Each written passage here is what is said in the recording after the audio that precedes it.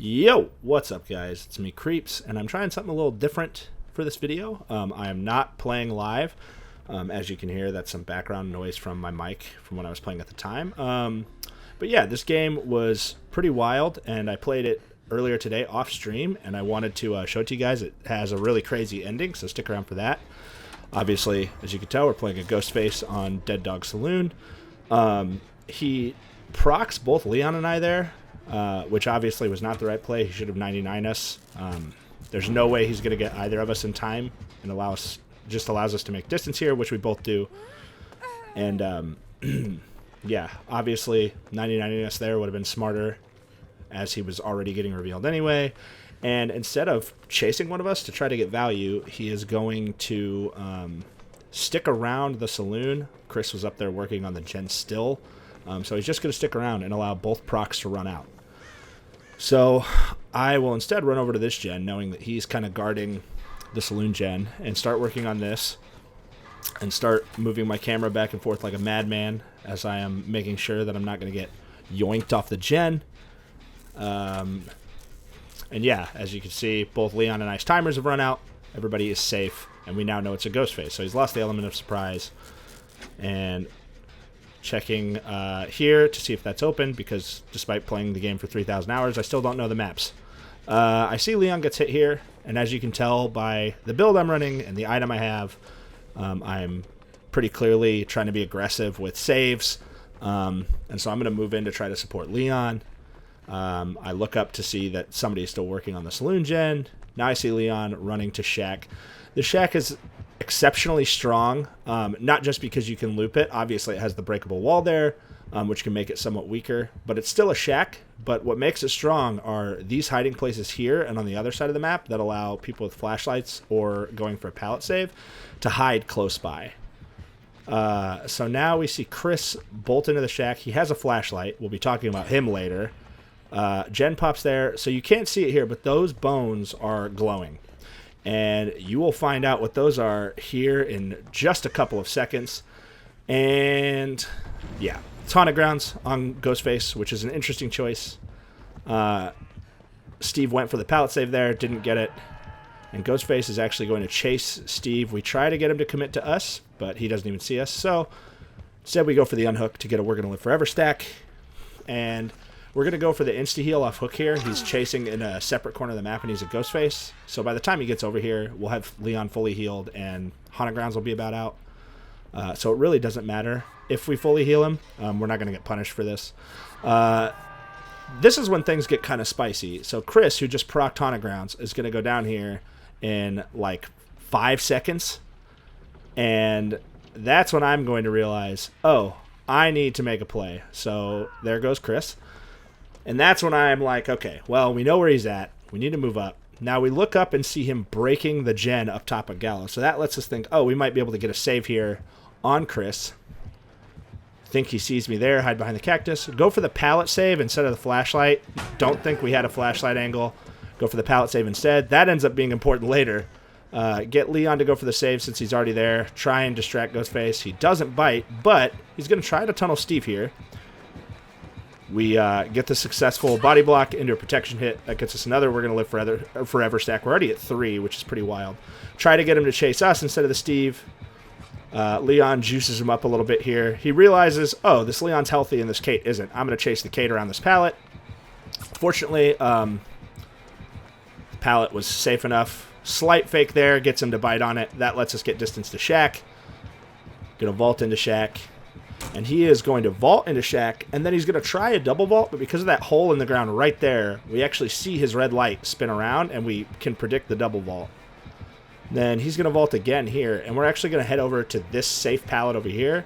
I don't know that it's down, but he swings early, which I'm not really sure why, and then he bites for that fake right there, and now we're completely safe. So he's going to run up and hit this Leon, who takes a hit, even though they're, that gen I don't think was that close to being done. So now 3 of us are injured, but we have a ton of safe pallets that he hasn't broken yet or haven't been dropped. He is going to break about there, and this is when I realize, oh. He took a Lightborn. Yep. What a big fucking bitch. Yeah, he took Lightborn. There were like 2 flashlights in the lobby, maybe 3. So he threw Lightborn on.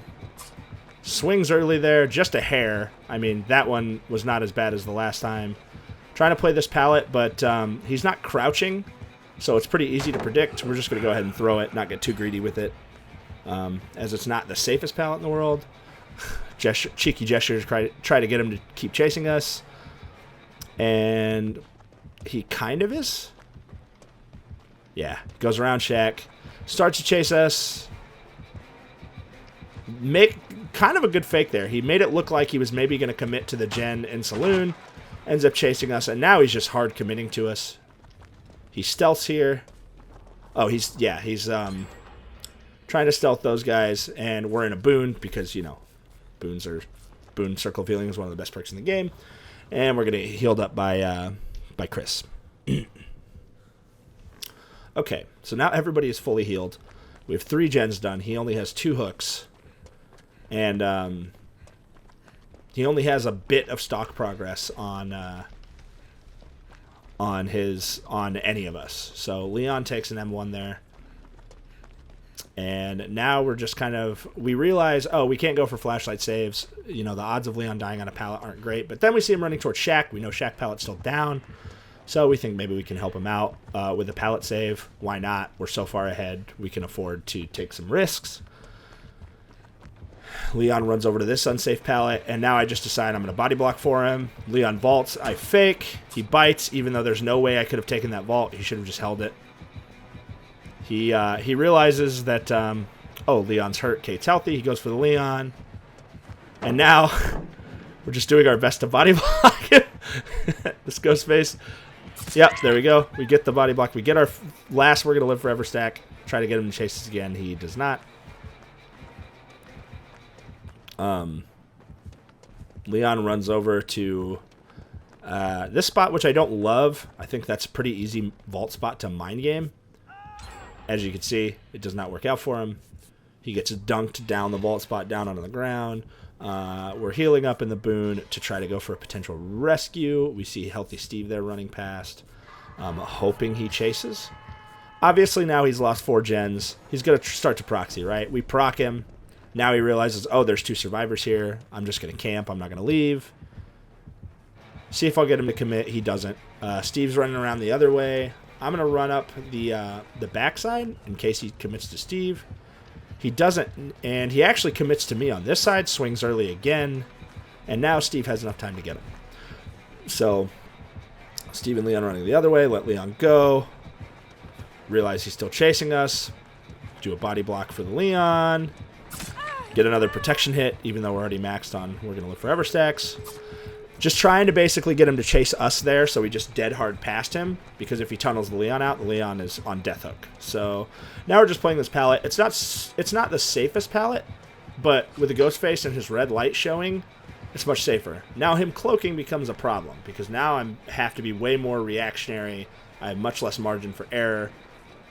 Swings early again, just misses. And then I'm just going to safety drop the pallet. I can't really afford to take too many risks or get too greedy here. I hear the gate opening, and as soon as he swings for the pallet, I take off. I realize this has to be my shot. I recognize I'm not going to get it, and this is where this Chris really screws up. He 99s the gate at first, even though he knows I'm chasing right next to him. This fucking Chris. Yeah. So he 99s the gate, and then starts to run, realizes I need to get out, and then procs it, which was bad. And then he goes for just the worst flashlight save attempt in history. Has to know by now he has Lightborn, which is funny because that Ghostface even looked up and away, even though he has Lightborn.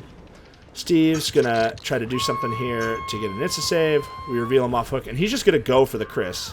This fucking Chris, man. Obviously, he was not my favorite player in the match. Fortunately, it lets us get off, and this Chris has not been hooked yet, so this is going to give us more time. And we're running up to make sure he's not going to try to go for a basement play in Shaq. He's not. He's going for that back hook. So I try to get this Leon to come heal me in the boon.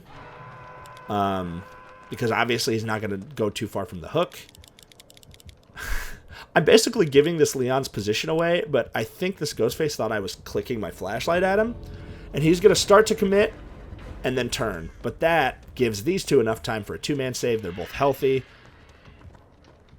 Leon takes the hit, and now Leon heals me up in the boon. So when I get healed, I recognize that Steve is body blocking for Chris, who just took a BT hit. And now I know, okay, well, I can't heal this Leon. I need to go try to take a hit for this Chris. So I'm going to body block as best as I can here. Don't throw that pallet, which comes into play later. Chris is obviously out. He cloaks, and he actually had the Steve 99. Steve throws that pallet now, and we're doing our best to body block. He finally hits us, forces us to take the M1. And now we're in a tough spot because Steve has to run back into the map to stay alive. And we're going to run into the boon to try to heal up to take another hit. So Steve is essentially just running him on whatever resources are left in the middle of the map. But notice the timer is already 3/4 of the way down because Chris botched the exit gate opening. Chris runs in, and he doesn't get the heal off. I think he wanted to double heal, but we just don't have the time. Steve doesn't have that kind of time. He's playing this kind of unsafe pallet. We swoop in, get the prot hit. Steve's timer is almost out. He can't quite make it. So what we're going to do here is we bait the ghost face, DH, and now Chris's timer is out, or Steve's timer's out. We have just enough time for him to take the hit, get the speed Let's boost, go! and we all get out. Oh, that was perfect. Perfectly executed. So yeah, pretty crazy ending. And yeah, I just thought that game was fun, and the ending was cool, and I wanted to show it to you guys. Let me know if you like videos like this. If you do, I'll make more. If not, maybe I won't. Maybe I still will. I don't know. Anyways, thanks for watching. I'll see you next time.